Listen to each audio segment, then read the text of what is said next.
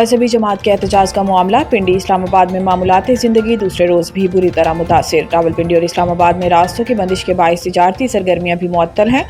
Rawalpindi express way فیض آباد اور آئی جی P road مکمل طور پر بند ہے۔ راولپنڈی اور اسلام آباد کو ملانے والی فیض آباد انٹرچینج بھی سیل ہے، جبکہ کھنا پل، کری روڈ اور ڈھوک کالا خان کے راستے بھی تاحال سیل ہیں۔ وارث خان، کمیٹی چوک، سکست روڈ، شمس آباد اور ایران روڈ بھی سیل ہیں۔ راول روڈ، شاہین چوک، صدر اور پرانے ایئرپورٹ سے آنے والے راستے بھی مکمل بند ہیں۔ اسلام آباد آنے والے بیشتر راستے کنٹینرز لگا کر بند رکھے گئے ہیں۔ ریڈ زون کو مکمل طور پر سیل کر دیا گیا، صرف مارگلا روڈ کھلا ہے۔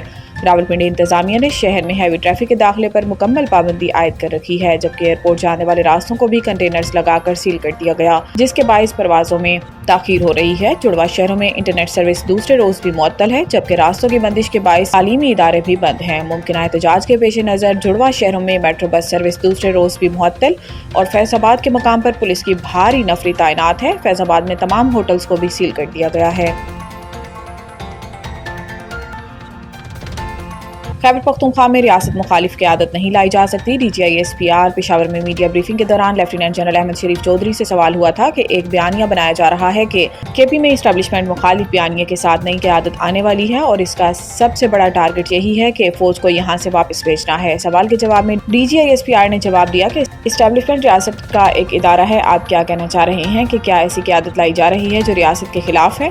ایسا نہیں ہو سکتا۔ ایک اور سوال کے جواب میں D G I S P R کا کہنا تھا کہ آپ خود فیصلہ کر لیں کہ وہ کون ہے جو کہہ رہا ہے کہ وہ صوبائی حکومت برداشت نہیں جو آپریشن کے خلاف کھڑی نہ ہو، کون یہ کہہ رہا ہے کہ دہشت گردوں کے خلاف آپریشن نہیں کرنا چاہیے بلکہ بات کرنی چاہیے۔ ان کا کہنا تھا کہ لوگوں کو کنفیوز کیا جا رہا ہے کہ دہشت گردی کے مسئلے کا حل آپریشن کرنے میں نہیں ہے۔ یہ کہتے ہیں کہ بچوں کے سر کاٹ کر فٹ بال کھیلنے والوں سے بات چیت کریں۔ ریاست اور عوام کو ایسے شخص کے فیصلے اور خواہش پر نہیں چھوڑ سکتے جو کے پی میں دہشت گردی واپس لانے کا اکیلا ذمہ دار ہو۔ خارجیوں اور ان کے سہولت کاروں سے آہنی ہاتھوں سے نمٹا جائے گا۔ امریکی صدر ٹرمپ کا چینی درآمدات پر اضافی 100% ٹیرف عائد کرنے کا اعلان۔ امریکی صدر ڈونلڈ ٹرمپ نے اپنے social media platform Truth Social پر چین پر 100% نیا ٹیرف عائد کرنے کا اعلان کیا۔ ٹرمپ نے کہا کہ امریکہ نومبر سے چینی درآمدات پر اضافی 100% ٹیرف عائد کرے گا۔ امریکی مصنوعات کے تحفظ کے لیے سخت تجارتی اقدامات کیے جائیں گے۔ چینی مصنوعات پر پہلے ہی امریکہ کی جانب سے 30% ٹیرف عائد ہے۔ اب نئی درآمدی ٹیکس کے اعلان کے بعد عالمی اسٹاک مارکیٹ گر گئی ہے۔ ٹرمپ نے اس اعلان سے چند گھنٹے قبل ٹروتھ سوشل پر ایک طویل پوسٹ میں کہا تھا کہ چین نے دنیا بھر کے ممالک کو نایاب معدنیات کی برآمدی پابندیوں سے متعلق خط بھیجے ہیں۔ یہ نایاب معدنیات اسمارٹ فونز، برقی گاڑیوں، فوجی آلات اور قابل تجدید توانائی کی ٹیکنالوجی میں استعمال ہوتی ہیں اور ان کی پیداوار اور پروسیسنگ میں چین عالمی سطح پر سب سے آگے ہے۔ ٹرمپ نے کہا تھا کہ چین کو دنیا کو یرغمال بنانے کی اجازت نہیں دی جا سکتی۔ انہوں نے چین کے رویے کو انتہائی دشمنانہ قرار دیا۔ پی ٹی آئی نے دہشت گردوں کی آبادکاری کا الزام مسترد کر دیا۔ پی ٹی آئی ترجمان کی جانب سے جاری بیان میں کہا گیا ہے کہ عوام اور قبائلی رہنماؤں نے 2021 میں دہشت گردوں کی واپسی کا منصوبہ رد کیا تھا۔ اس منصوبے پر عمران خان کے دور حکومت میں عمل نہیں ہوا۔ ترجمان پی ٹی آئی کے مطابق دہشت گردی کی ذمہ داری پی ٹی آئی پر ڈالنا حقائق کے برعکس ہے۔ یاد رہے کہ گزشتہ روز ایکس پر پیغام جاری کرتے ہوئے خواجہ آصف نے کہا تھا کہ ہزاروں طالبان کو عمران خان نے پاکستان لا کے بسایا۔ آج بھی پی ٹی آئی دہشت گردوں سے مذاکرات کی بات کر رہی ہے۔ سالوں سے ہماری فوج اور عوام کا خون بہایا جا رہا ہے۔ افغان حکومت کے ساتھ سالوں پر محیط مذاکرات اور وفود کے کابل آنے جانے کے باوجود پاکستان میں خون ریزی بند نہیں ہوئی۔ اس کے علاوہ قومی اسمبلی میں اظہار خیال کرتے ہوئے وزیر دفاع خواجہ آصف کا کہنا تھا کہ دہشت گردوں کے لیے کوئی نرم گوشہ اور رعایت قابل برداشت نہیں۔ دہشت گردوں کو پناہ دینے والوں کو ابھی حساب دینا ہوگا۔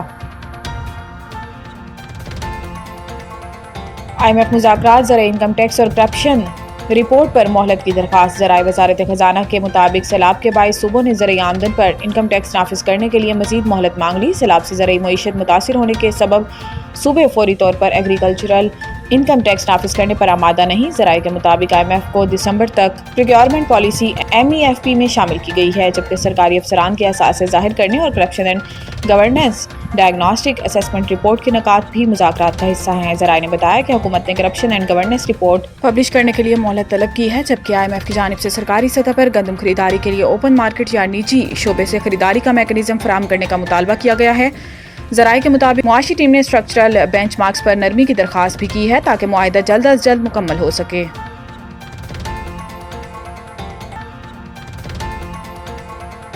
پاکستانی کوہ ماہ اسد علی کا تاریخی کارنامہ، ساتوں براعظموں کی بلند ترین چوٹیاں سر کر لی۔ پاکستانی کوہ ماہ اسد علی میمن نے ساتوں براعظموں کی بلند ترین چوٹیاں سر کرنے کا سفر مکمل کر کے تاریخی کارنامہ سر انجام دے دیا۔ اسد علی میمن نے 7 سمٹ کا سفر انڈونیشیا میں اوشیانا کی بلند ترین چوٹی پونچک جایا کو سر کر کے مکمل کیا۔ اسد علی میمن نے 2019 میں یورپ کی ماؤنٹ ایلبرٹس، 2020 میں جنوبی امریکہ کی ایکونکاگوا کو سر کیا تھا۔ 2021 میں اسد میمن نے افریقہ کی کیلمنجرو اور 2022 میں شمالی امریکہ کی ماؤنٹ دینالی کو سر کیا تھا۔ اس کے علاوہ 2023 میں علی میمن نے ایشیا اور دنیا کی بلند ترین چوٹی ماؤنٹ ایوریسٹ کو سر کیا۔ اس سال کے آغاز میں انہوں نے انٹارکٹیکا کی ماؤنٹ وینسن کو بھی سر کیا تھا۔